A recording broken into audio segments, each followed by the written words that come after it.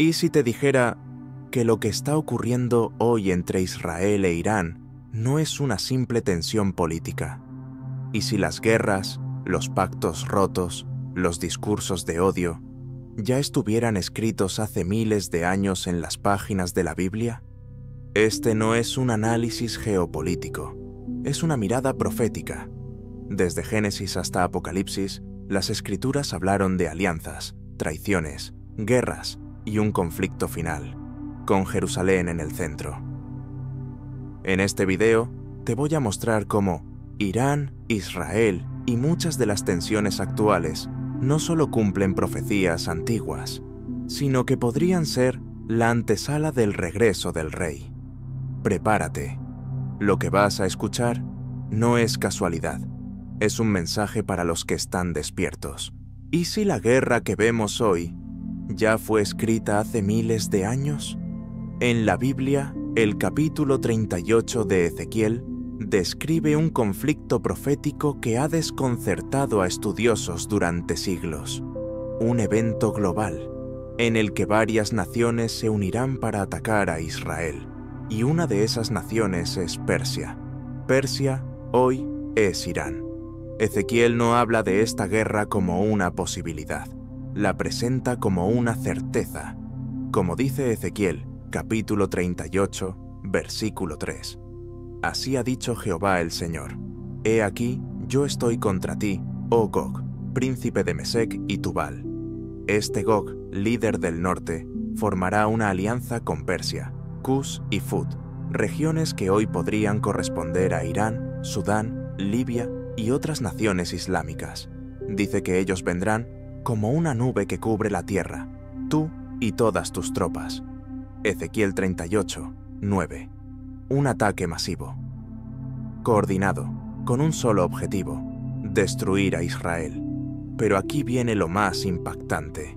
Dios no permitirá que esta guerra termine como las demás, y lo declara con fuerza. En Ezequiel capítulo 38, versículo 19, Él dice: Porque he hablado en mi celo y en el fuego de mi ira, que en aquel día habrá gran terremoto sobre la tierra de Israel. Y no solo eso, el texto dice que habrá confusión entre los ejércitos enemigos, lluvias torrenciales, granizo, fuego y azufre.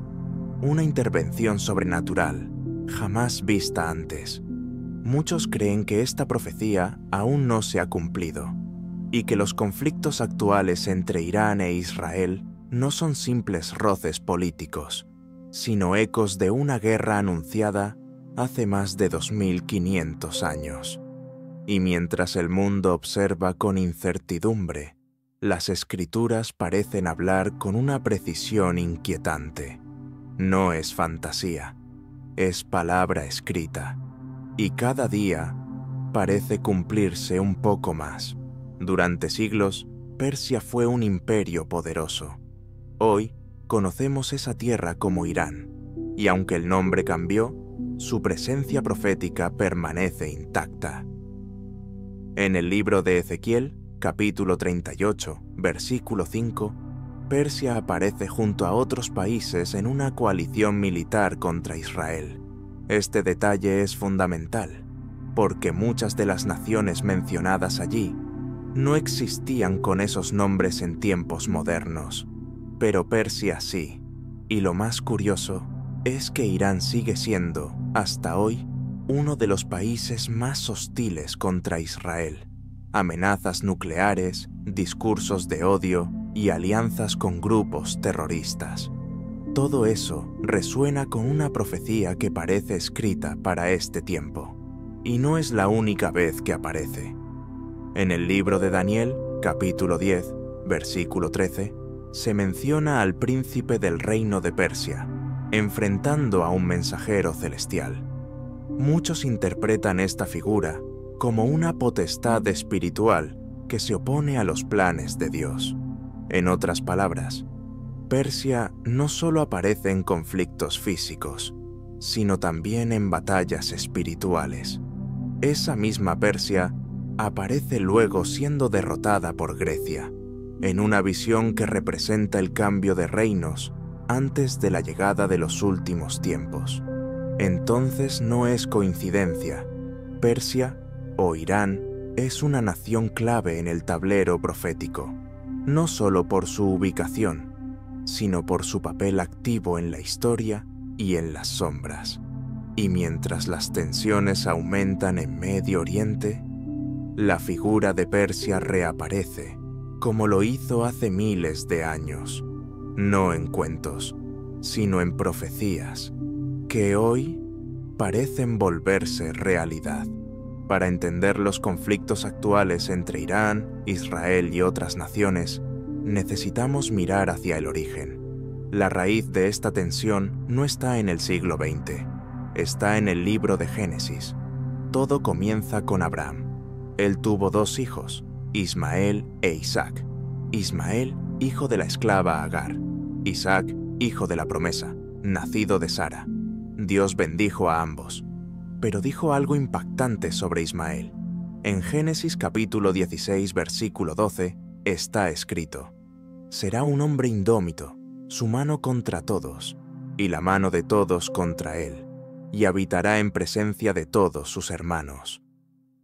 Muchos estudiosos creen que los descendientes de Ismael dieron origen a varios pueblos árabes. Isaac, por su parte, es el padre del linaje que llevaría a Jacob y luego a Israel. Es decir, el conflicto entre estos pueblos no es reciente. Viene de familias divididas, de promesas diferentes y de historias que se cruzaron en caminos opuestos. Jesús también habló de guerras.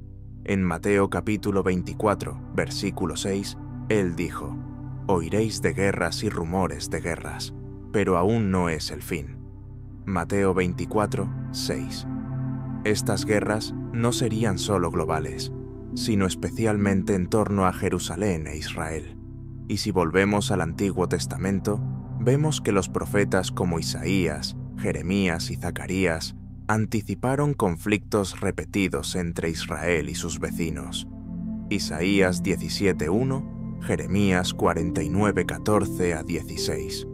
Por eso, cuando vemos las noticias hoy, no estamos viendo algo nuevo. Estamos viendo el eco de una historia profetizada, una historia escrita hace miles de años y que aún no ha terminado. Pocas cosas en la historia moderna han sido tan proféticas como el regreso de Israel, un pueblo que estuvo disperso por casi 2000 años, sin territorio, sin ejército, sin idioma oficial, y aún así, en 1948, nació el Estado de Israel, en un solo día, tal como lo anunció el profeta Isaías. Isaías capítulo 66, versículo 8, pregunta: ¿quién oyó cosa semejante? ¿Quién vio tal cosa? ¿Nacerá una nación de una sola vez? Y eso fue exactamente lo que ocurrió. Lo que parecía imposible, se cumplió. Millones de judíos regresaron de todas partes del mundo, hablando hebreo, el idioma bíblico. Recuperaron su tierra, su identidad, su fe y su lugar profético. Y eso no fue todo. En Zacarías capítulo 12, versículo 3, se nos advierte que Jerusalén sería como una piedra pesada para todas las naciones. Y eso es lo que vemos hoy. Disputas internacionales, amenazas constantes, tensiones geopolíticas, todo girando en torno a una pequeña nación en el mapa. El renacimiento de Israel no es un detalle político, es un reloj profético. Cada paso que esta nación da marca la cuenta regresiva para el cumplimiento final.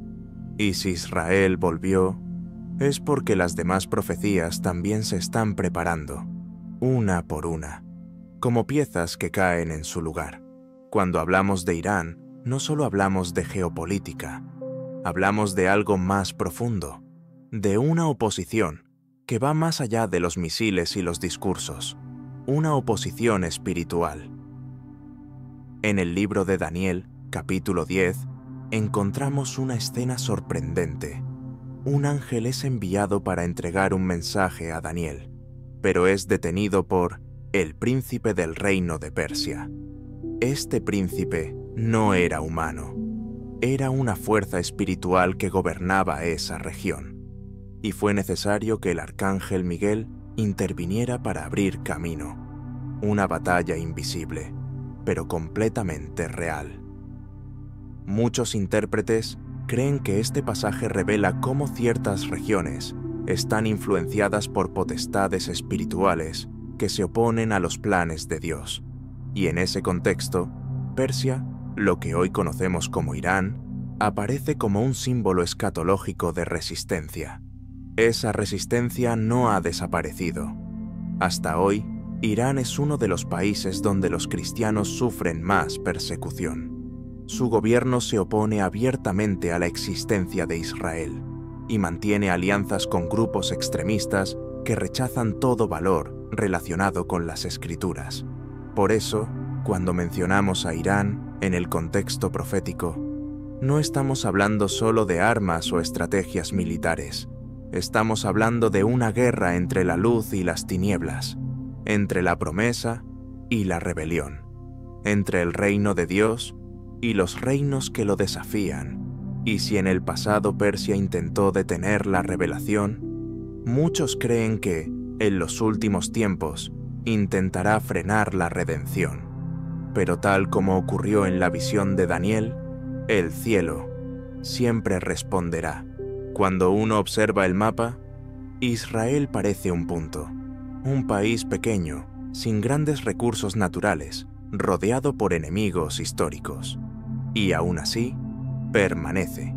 Y eso no es casualidad, es parte de una profecía que se sigue cumpliendo hasta hoy.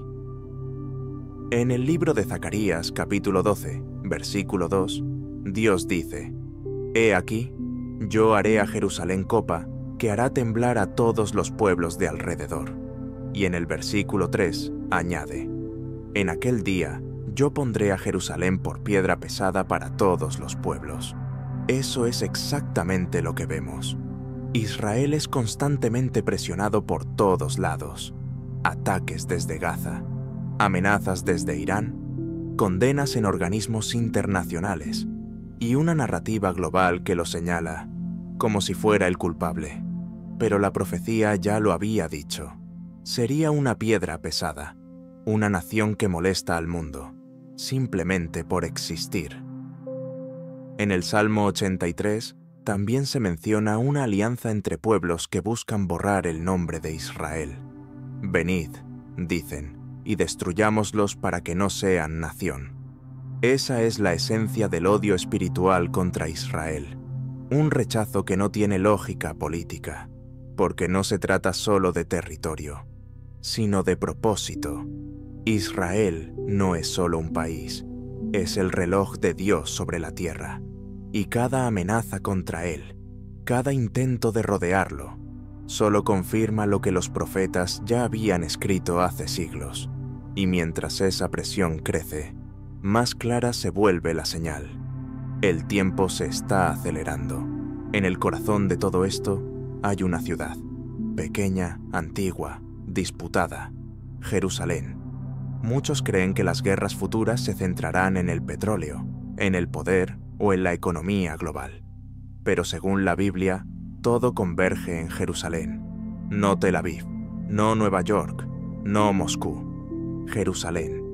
El profeta Zacarías escribió que en los últimos días, todas las naciones se reunirán contra ella. Zacarías capítulo 12, versículo 9, dice: «Y en aquel día procuraré destruir a todas las naciones que vinieren contra Jerusalén». ¿Y por qué Jerusalén? Porque es la ciudad que Dios escogió para poner su nombre, porque allí estuvo el templo, allí murió y resucitó el Mesías, y allí volverá. Por eso Jerusalén se convierte en un blanco espiritual, un punto sagrado, y al mismo tiempo un campo de batalla. No es solo un símbolo, es un destino profético. En Apocalipsis capítulo 11, se menciona que Jerusalén será pisoteada por las naciones por un tiempo limitado. Y Jesús mismo, en Lucas 21, versículo 24, dijo: «Jerusalén será hollada por los gentiles, hasta que los tiempos de los gentiles se cumplan». Hoy vemos naciones enteras intentando dividir Jerusalén, debates en la ONU, rechazo diplomático, movimientos políticos para quitarle su estatus. Pero la Biblia ya lo había advertido. El mundo se unirá para presionarla, y al final, Dios mismo tomará el control. Jerusalén es mucho más que una ciudad. Es la pieza final del tablero. Y cuando todo se alinee sobre ella, el regreso del Rey no estará lejos. Uno de los capítulos más complejos y a la vez más precisos de toda la Biblia es Daniel capítulo 11. Allí, el profeta describe una larga cadena de guerras, traiciones, alianzas rotas, entre dos fuerzas, el rey del norte y el rey del sur. Durante siglos, los intérpretes han debatido sobre la identidad de estos reinos. Muchos coinciden en que, en el pasado, representaron imperios como Siria y Egipto. Pero lo sorprendente es que algunos creen que este patrón se repite hoy. Irán, ubicado al este y norte de Israel, podría reflejar parte del espíritu de ese rey del norte, mientras que alianzas temporales con países árabes al sur reflejarían el comportamiento del rey del sur. En Daniel capítulo 11, versículo 40, leemos: En el tiempo del fin, el rey del sur contenderá con él, y el rey del norte se levantará contra él como una tempestad. ¿Podría esto hablar de un conflicto futuro entre potencias del norte y del sur, con Israel en el centro? Muchos estudiosos lo creen, y lo más inquietante es que Daniel no describe estas guerras como eventos aislados, sino como parte de una secuencia profética que culmina con la venida de un gobernante cruel.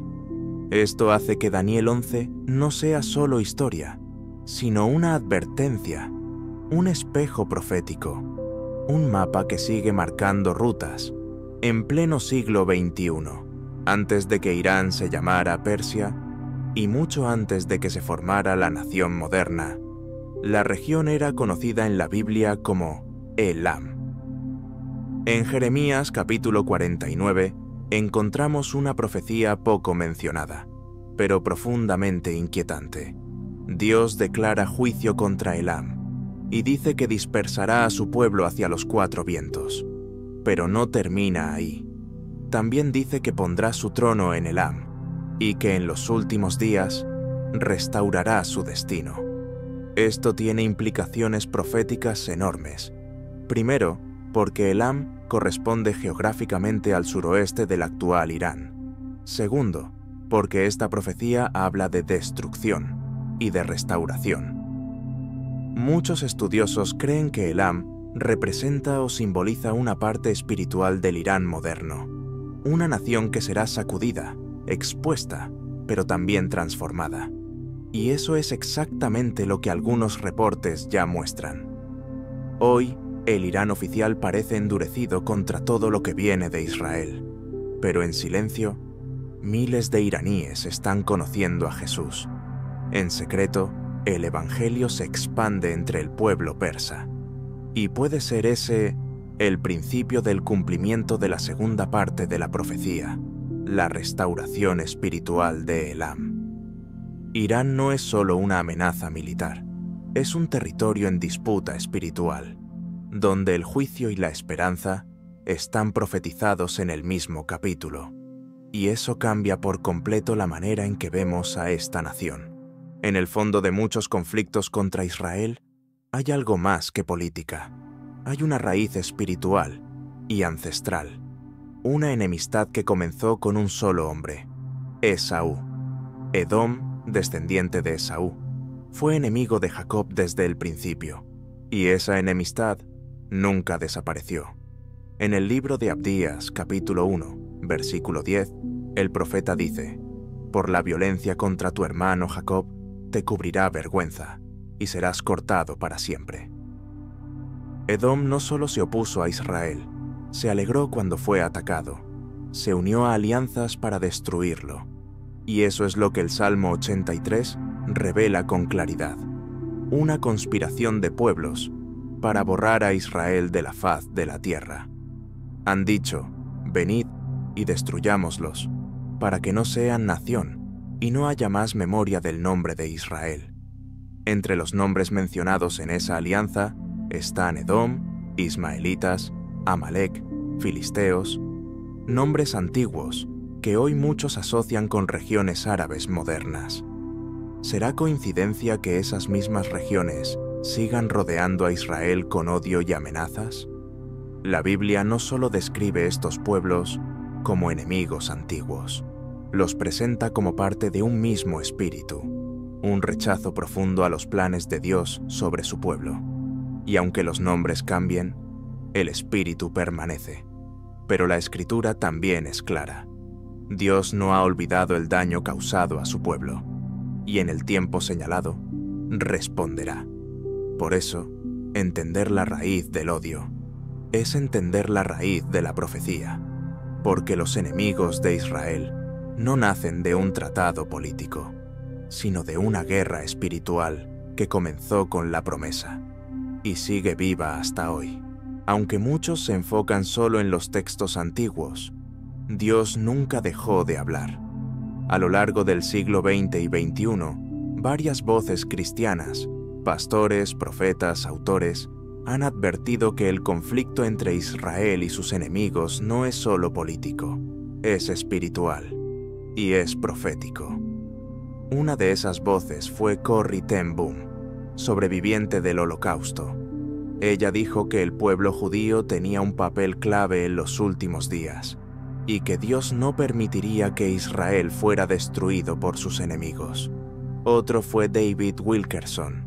En sus predicaciones, alertó que habría un sacudimiento en Medio Oriente y que eso abriría camino para una guerra aún mayor, una que traería consecuencias mundiales.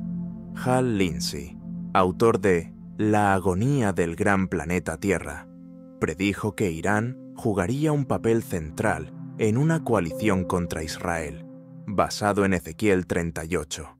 Y aunque fue criticado por muchos, las noticias hoy parecen darle la razón. Incluso pastores contemporáneos, como Amir Tsarfati, judío mesiánico y exsoldado del ejército israelí, enseñan que cada ataque a Israel es parte de un proceso profético y que no deberíamos mirar estos eventos con ojos naturales, sino con discernimiento espiritual. Todas estas voces apuntan en la misma dirección. Lo que está ocurriendo hoy ya fue anunciado, y no como una teoría de conspiración, sino como parte del plan profético de Dios. Por eso, no podemos ignorar las advertencias. No se trata de causar miedo, se trata de estar despiertos y entender los tiempos que estamos viviendo. Muchos se preguntan si la guerra entre Israel e Irán es inevitable. Pero quizás esa no sea la verdadera pregunta. La pregunta ¿es necesaria para que se cumpla lo que está escrito? Jesús, en Mateo capítulo 24, versículo 6, dijo: «Oiréis de guerras y rumores de guerras, pero aún no será el fin». Pero también advirtió que esas guerras serían señales que anunciarían su regreso. La Biblia no dice que cada guerra es profética, pero sí dice que habrá una gran agitación global antes del fin, y que Israel estará en el centro de esa sacudida. Los profetas hablaron de alianzas contra Jerusalén, de pueblos que se levantarán con odio, de líderes que traerán confusión, y de una batalla final, donde Dios mismo intervendrá. Por eso, cuando vemos tensiones crecer entre Irán e Israel, cuando escuchamos amenazas, movilizaciones militares, tratados rotos, no estamos viendo solo política. Estamos viendo piezas que se alinean, como si el cielo mismo estuviera preparando el escenario. ¿Es inevitable esta guerra? Tal vez. ¿Es parte del plan divino? Muy posiblemente. Pero más importante que saber la fecha, es saber en qué lado estaremos cuando todo comience. Porque las guerras pasarán, los imperios caerán, pero su reino no será movido. A lo largo de este video, vimos cómo los textos bíblicos Algunos escritos hace más de 2000 años mencionan naciones, regiones y tensiones que, hoy, siguen siendo parte del escenario mundial. Irán, Israel, Jerusalén, conflictos, alianzas, promesas, advertencias. Para algunos todo esto es coincidencia, para otros, evidencia profética, y para muchos es simplemente historia repitiéndose. No estamos aquí para imponer interpretaciones, solo para presentar lo que está escrito y dejar que cada persona saque sus propias conclusiones.